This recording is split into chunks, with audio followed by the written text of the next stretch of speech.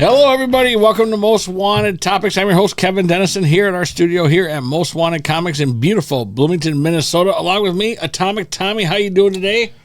I'm doing wonderful, mostly because I get the soundboard today. He's got the soundboard today, ladies and gentlemen. Can you believe that? We're switching up a little bit because Tommy is about to do a banger interview with legendary artist and inker Keith Williams. Yeah, boy, I tell you what, we have wrapped up a wonderful weekend. Yeah. And man, what a treat to have Keith in the studio here, signing autographs, doing sketches, and boy, he took a lot of commissions. He took a lot of commissions. We'll get into some of the things he talked about in the interview. He tells some great stories. You'll get to hear some of those stories. He was just a wonderful guy to talk to. Does some amazing art. Had some great prints for sale. And worked with some legends. And worked with some legends. Again, we'll get into it. But you can expect to hear from Keith in just a couple of minutes here. But again, not enough time for all the good things we have to say about Keith. Oh, yeah. And his time here. Well, yeah. And we hope to have him back. We're definitely going to have him back next year. Yep. I think that we've already kind of decided he's going to be on the list of guests for next year because this was his first time in Minnesota and he didn't get to see all the sights he wanted to see. Yeah, he didn't. He was. It's one of those things that as Minnesotans, we take the Mall of America for granted. Because we can go there anytime. See that literally every day. But Keith was absolutely blown away by the Mall of America. And again, it puts into perspective how much we take that place for granted. Because if you really step back and look at it. Yeah, you don't really think about it until it's like, yeah, you know what? For some people, I'm not really a mall guy per se, but it is pretty cool. You go in there, if you take it in perspective, like, it is something to see. It is something to see. You've never seen something that big, it's worth it. But you know what? We're gonna talk to him shortly. Let's dive into some issues here at Most Wanted Comics. Just put on your calendar. We're already up to our next event, September 14th. Tito Santana will be here. Legendary wrestler. Yep, legendary wrestler Tito Santana, September 14th, 10 a.m. to 2:30. Make sure you put that on your calendar. All the details will be posted on our website next week, so make sure you check in next week for all the details for all the prices and everything for the signing. With that, let's talk. We've got a lot to talk about today, so we're going to move lightning quick because we want to. We just got to keep it moving today. We got a lot going on. Yeah, we got to keep it moving. Let's talk comics here first for a second, though. This past week, there was one book in particular that I think we need to talk about the most, and that's Wolverine Revenge. Once again, proving that anytime Jonathan Hickman writes something for Marvel, it's just kind of an instant banger. It's good. It's always really good stuff. Now, that's not to say there were a couple of things that I took a little bit of an issue with. One of them is more of an art thing. There were a few moments where something serious would be happening, or something just wrong, would be going on, something bad, and the character on the panel would be like smirking or smiling. It wasn't like an all the time thing, but it happened just enough to where it was kind of weird. It was kind of off-putting. But again, that's more of an art thing, not a huge problem. And there were a couple things with how the story progressed in this first issue. There was a decision made, an event that occurred while two of the three main characters were in sort of a captive state that I thought was kind of interesting and a little strange. But again, not a huge problem. Still, all around, I think it was a great book. The other book that really came out this week that I thought was noteworthy was Ultimate Spider-Man, which is a book that's always noteworthy. Also, coincidentally written by Jonathan Hickman. Dude just puts out consistent bangers all the time. If you guys remember that Doom one-shot that came out a couple weeks back, Epic. That's still still a number one seller. That's still a number one seller. That's still one of Marvel's most popular books released, I think. And it's Jonathan Hickman. It's just an instant banger. Plus it's Doom. But let's move past this week and let's move to what is coming out next week. a big week. There's a lot of great number ones coming out this week here. Let's start with Frankenstein, number one, a Universal Monsters title. Creature of the Black Lagoon is and was a hit. I think a great book. I enjoyed it. I think Creature is awesome. Manipul had that one variant cover that was just so cool. Next, we have Chasm. Still a point of debate on how you pronounce Ben Reilly's character's name. Personally, I think it's Chasm. I don't know. But anyway, Curse of Cain, number one, featuring Ben Reilly's Chasm. And Cain, two great Spider-Man characters. Chasm is... he was very heavily featured in Zeb Wells' Spider-Man run, especially early on. Came back a couple of times. And again, just an awesome character, one of the highlights of that Spider-Man run, I think, and I'm excited to see him in a new miniseries with Cain. For those still reeling from Deadpool and Wolverine, we have Deadpool Team Up number one. They're going to be pumping out the Deadpool title. They're going to milk that horse as long as they can. Oh, yeah, they're going to milk that all the way until there's no Deadpool left. Until there's no Deadpool, they will be milking Deadpool. How about New Moon Knight? Phases of the Moon Knight number one. Just an absolutely mind-boggling now that, Mark Spector's back, obviously, and all of a sudden there's a new Moon Knight title. Typical Marvel. It's just kind of, it's just one of those things where, and I think there's even another Moon Knight title coming out later in the fall. Kind of annoying, but also kind of exciting because I'm a Moon Knight fan. How about Avengers versus Aliens number one? That is going to be epic. Aliens making a comeback in the theater. Aliens is popular again. Yep. Marvel wants to keep the franchise. Sort of following the tale of Predator versus Black Panther, which was a title release last week. They've been doing a ton with the 20th anniversary Fox characters, Planet of the Apes, Aliens, Predator, all that stuff, has been and was great. Predator is a character that's been featured more than others. Like they had Predator versus Wolverine, which, if we want to get into sort of a little side thing here, Predator and Wolverine was written by Benjamin Percy. He's a local writer. And Predator versus Black Panther was written by Benjamin Percy. So Percy's around a lot these days. He's a local Minnesota star here in comics.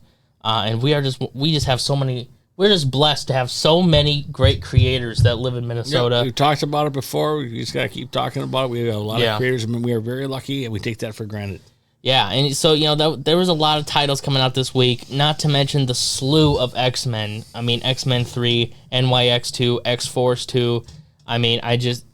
Too much X-Men at this point. I love the X-Men. We've been talking about it. But 3 titles in 1 week is kind of crazy. Not to mention, just from like a price perspective, think about how much people are going to be spending on comic books, in a week. And, think about it, right? Because if you want to read every X-Men and you want to get all these number ones that we just talked about, you're probably looking at like $50+, for this week in comics alone, which is insane. It's just too expensive, I think, bottom line. But we have an interview with the legendary Keith Williams to get to. You've all been anxiously waiting, I can feel. So let's get to that, and we'll be right back.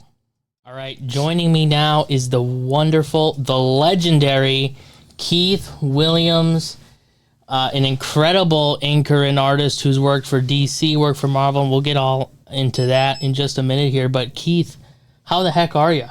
Hi, Tommy. Thank you for inviting me here. Oh, yeah, well, thank you.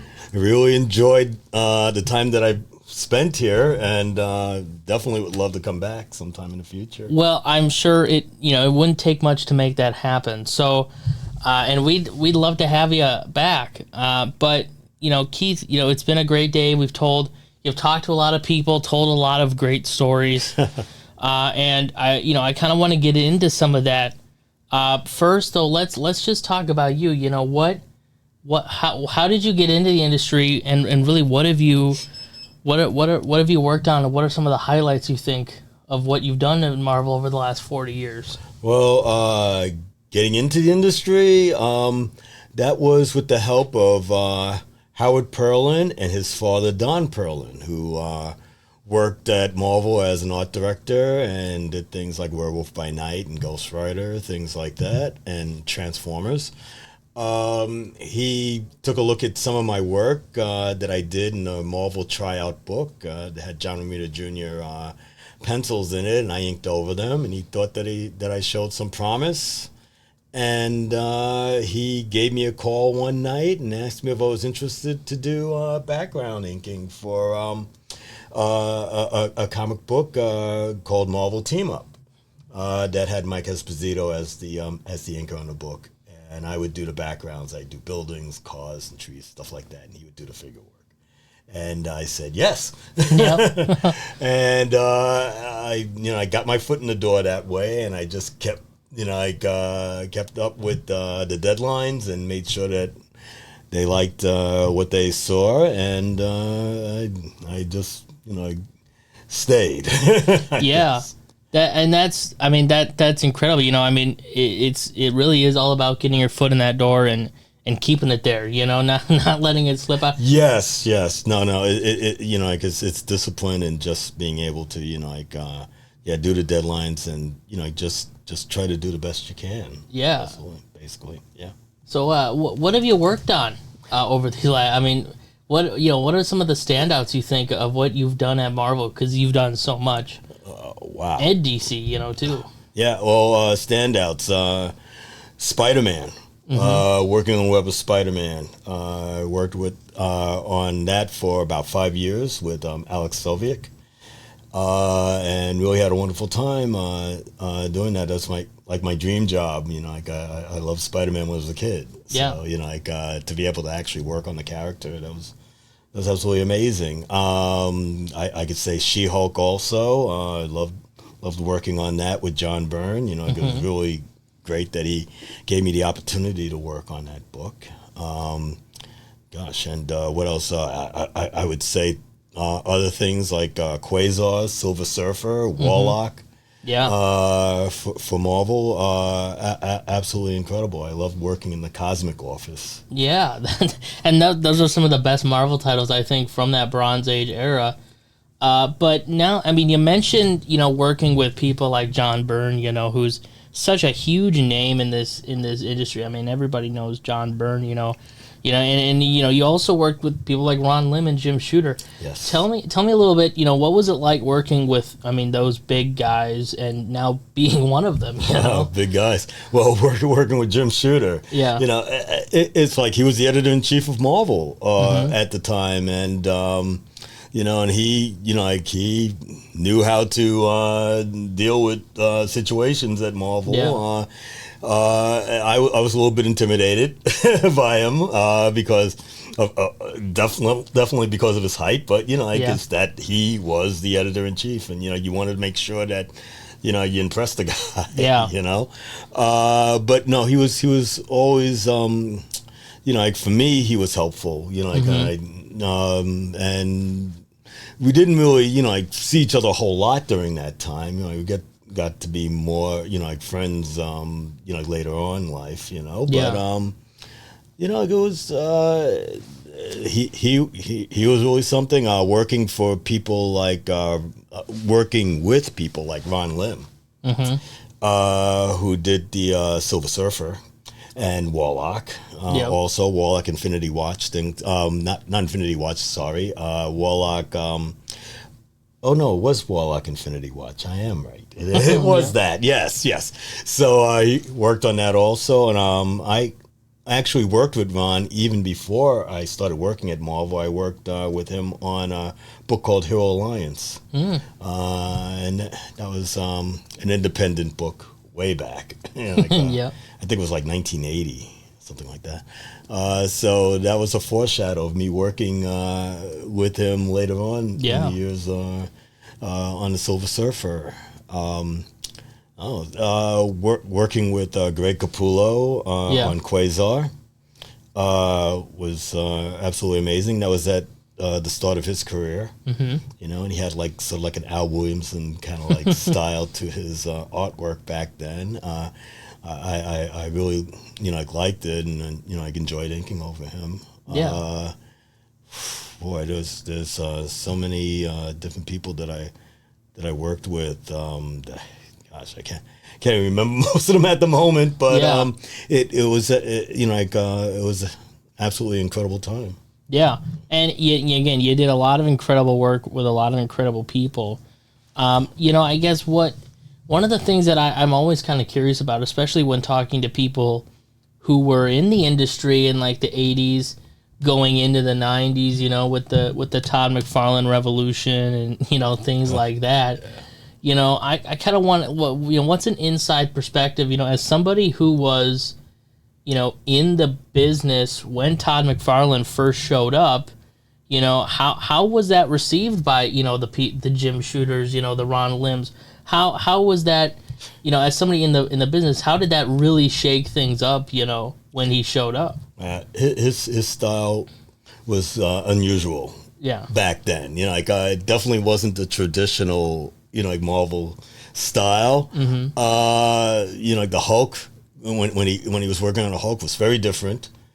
But I'll tell you, it was absolutely amazing. His kind of style evolved and turned into something that is absolutely memorable. Yeah.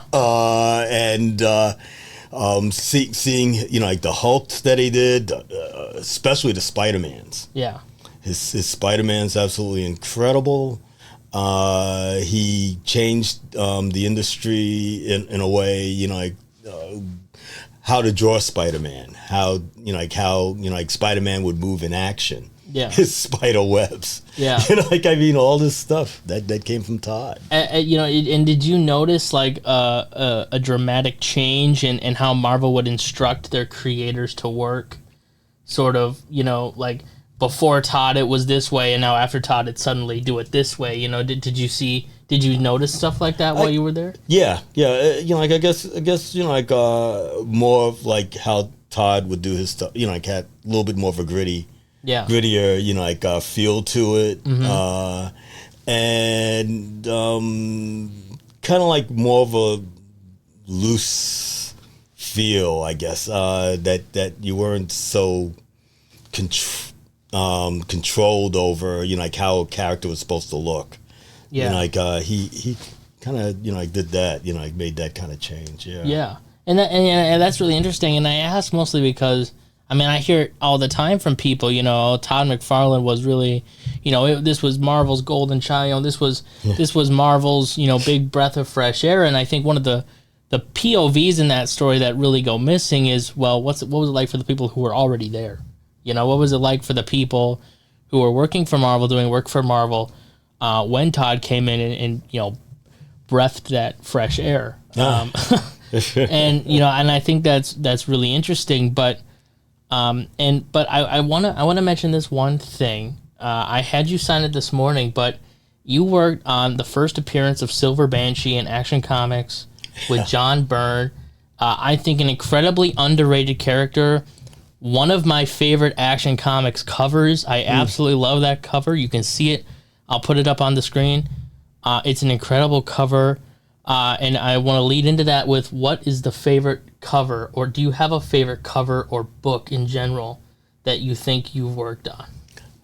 Wow, favorite cover or book? It's a loaded question. Holy cow. Well, I got to tell you, I got one right up here. Oh, yeah? Oh, Warlock Chronicles. Warlock Chronicles, yep. Tom Rainey was pencil on that. And this is one of the first holographic covers. Oh, yeah. And not only that, but it's also embossed. So you can actually feel, the artwork, if you touch it. So I consider that one of the, favorites, as in cover-wise. There were others, there were a few of, of the Web of Spider-Man ones, even like this one right here. Mm-hmm. That's a great one. That was from the Cult of Love. Yep. That was part 2.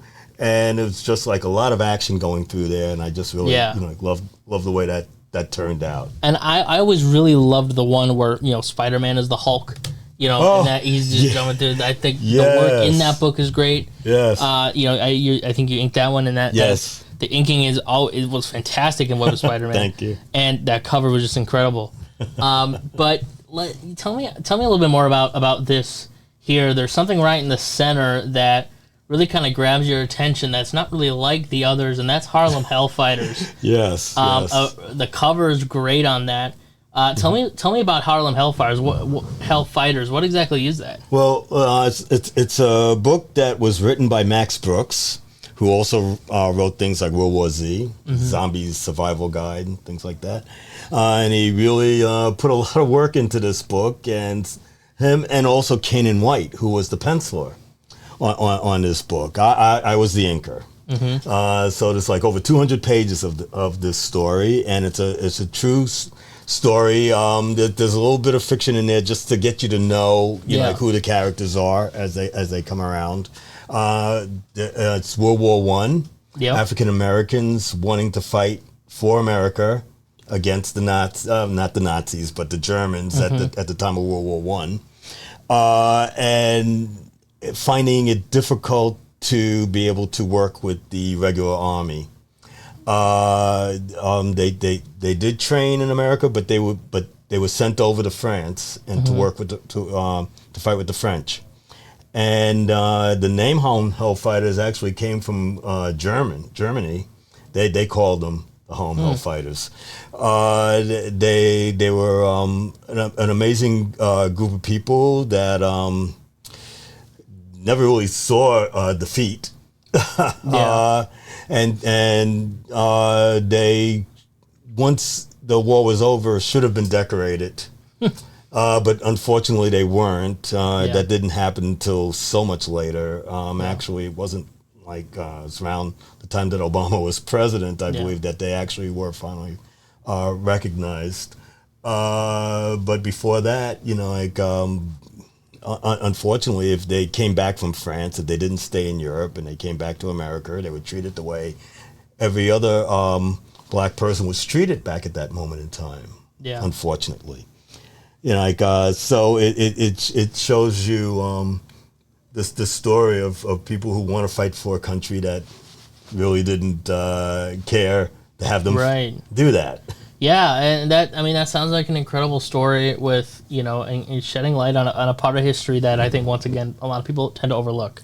I did not know any of that history actually until I started working on this book. Well, I think everybody watching this needs to find a way to get their hands on a copy of the Harlem Hellfighters, because this book sounds amazing. It sounds incredible. And I'm definitely going to have to try and figure out a way to read it, because I'm intrigued now. I'm interested. But that that is probably can't say enough good things about that. But tell me a little bit. Moving back to Marvel here for a second more. I want to ask you another favorite question. Okay, favorites, because I know people out there like to know from the creator POV, who's your favorite superhero? Who's my favorite superhero? My favorite superhero, you see, it's not a Marvel superhero. Yeah. It's Batman. It's Batman, because he's always prepared. You give him enough time, he could figure out anything. He could defeat any kind of foe, anybody. Okay, that's the way his mind works. He's a genius, and he's a great tactician, and he will get the job done if you give him enough time to figure it out. Now, remind me, did you get the chance to work on any Batman? Unfortunately, no. Okay. I did not do that. Can I say then confidently that is probably the character that you would want to work on most? I would love to work on Batman, of course. Yeah. Yes. I'd love to ink him, draw him, whatever. anything Batman. Anything. Is there a particular creator, in the space that, whether it was back in the 80s or even now, that you wanted to work with but didn't get a chance to, or want to work with but didn't get didn't have the opportunity? Don Newton. He was great, and he did a great Batman. Yeah. Beautiful stuff. Gene Colan. I think I only did one thing with him. It was a Doctor Strange, just a drawing of Doctor Strange. Yeah. But I would really love to tackle his pencils again. Beautiful stuff. Gosh, who else? Neil Adams. Yeah. I would be scared to death, but I would still love to try it. Yeah. Yeah, those are some big names. Neil Adams is definitely a big name. But you know what? You worked with some. I mean, John Byrne is nothing to seize at either. You know. Oh yeah, absolutely.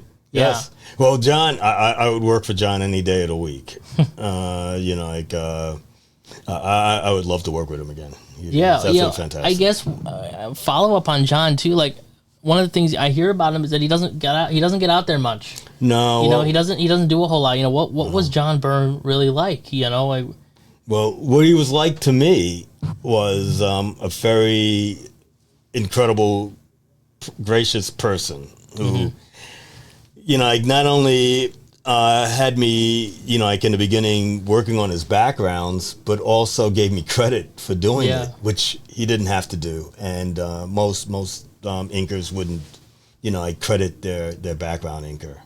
For the job that they did on their books. Yeah. But John did. And for Alpha Flight, for the Hulk, and then for Action Comics, where he actually put my name on the front of the book along with his. Yeah.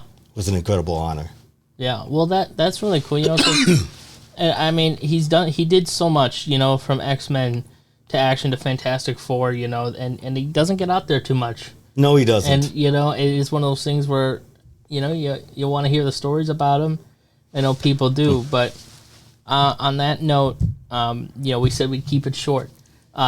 Keith, thank you so much for joining us. Thank you. Thank you for coming to Most Wanted Comics. I'm sure we'll have you back. I'm sure we'll see seeing you again. You know, the people love you. We love you. And I really hope you have a good one out here. Thank you, Tommy. I really appreciate that. Yeah. Thank you once again for inviting me. Yeah, absolutely no problem. It has been our pleasure and our honor. You have a good one. Thank you. You too. All right. Thank you, guys. Bye. You know what? It was absolutely fantastic to get to know him. Yeah. The people he worked with, what got him inspired, what he's doing. I tell you what, for since the 80s, I mean, coming in there, I mean, it's a long time to be working in, you know, in that field. You know? Yeah, it really is. He's seen a lot. He's been through a lot, you know, in the industry. He was there, I mean, for so many things popular. I mean, you should have heard him.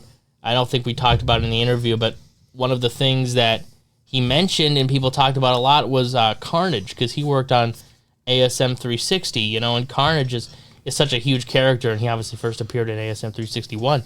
But he worked on that 360. cameo. 361's his first appearance, but I argued that he is cameo, you know, his they say 360, 360, I say 360, they say 361, but if you look in the last panel, 360, it's clearly him. Well, it's a cameo, but a cameo is not a first appearance. A cameo is a cameo. Well, that debate's another time. No, you know, I'm going to settle it right here because the market determines what the first appearance is. That's true. The market does determine. It's the same with Hulk 181 and Hulk 180. Hulk 180, is not the first appearance because Hulk 181 is can be $1,000 book. So that debate has been settled because that is just a fact of the matter. But anyway, Keith Williams worked on ASM 360, which was the cameo of Carnage, and he talked all about how. He didn't even know that was going to happen. He didn't even know that was going to be a thing, you know? And he got the pages and all that stuff, and he's like, he thought the Cardiac on the cover, the character on the cover was going to be the big cool guy. But anyway, all that stuff is really interesting. Keith is great. And he's part of the last generation now, because really Tom and Keith Champagne ended that era where all the great inkers and artists combined together. They were on runs of books together. And we talked about this before. They actually did runs, and it wasn't like 2 issues and done, 1 issue and done. We're here, there, we're everywhere, helter skelter. There were teams, and we've been saying that for a long time. Marvel, DC, get your stuff together, get teams back together, have them do runs together. Yeah, and you're starting to see a little more of that with Marvel again now, a little bit. But inkers shouldn't be dropping after every other book. They should stick with. Keith Williams ran through the Carnage, a creation of character. Tom, known not only for JLA, and he also did some JSA too. Don't get me wrong, Keith, the same thing. But they created Red Hood. They were with Mankey on the Red Hood run that created Red Hood. So they're known for that. That's what makes them great. That's what makes them cool to go around and people remember that stuff. Yeah. Keith was in the heart of that, and Tom and Keith Champagne were at the end of that. Yeah. And then, but it also made them better artists and writers. Look at how great Keith Champagne turned out to be as a writer, and he's also a great inker. I mean, the guy's made it. Tom Nguyen, he's a great inker, and he's also a fantastic, one of the best artists in the business. Yep. It's unbelievable. And honestly, it is a modern problem. You know, I mean, books will oftentimes have a writer for a set number of issues, but you'll see the artist change. You know, the artist will change here and there, and it'll be so distinct and different in style that it just takes you right out of the book. And you really see it with every ongoing at Marvel. Spider-Man has that problem.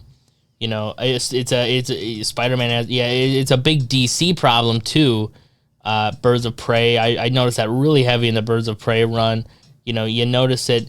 You don't really notice it in things like Batman so much because that is sort of, they have to keep Batman going, at least somewhat consistent. It's their really only title. It's their only title.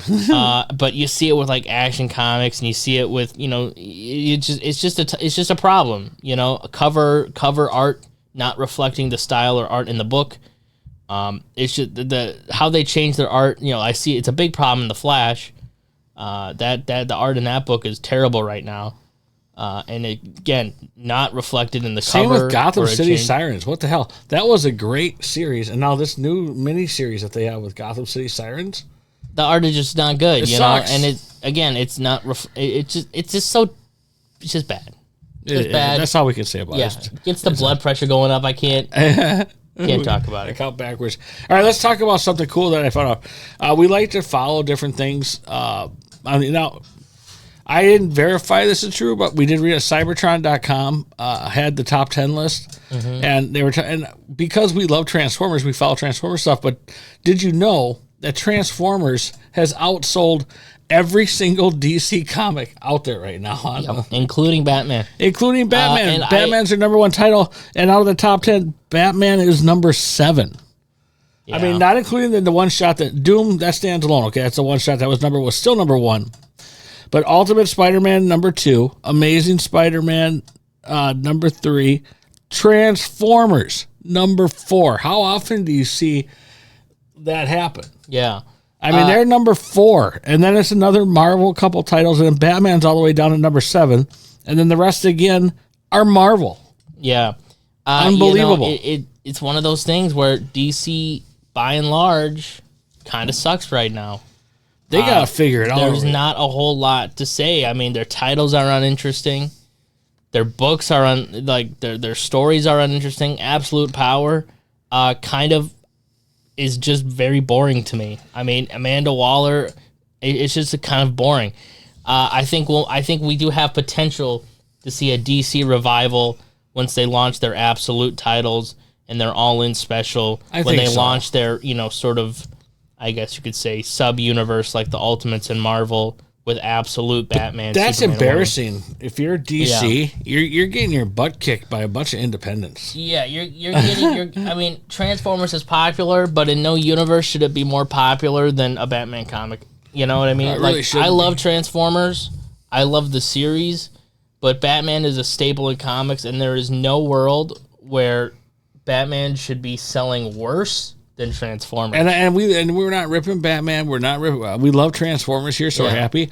But that, you know, we knew they were onto something. How early we talked about how great Image had it. Yeah. I mean, not only have they, they've got Kirkman who's put out in the last 20 years 2 of the best selling.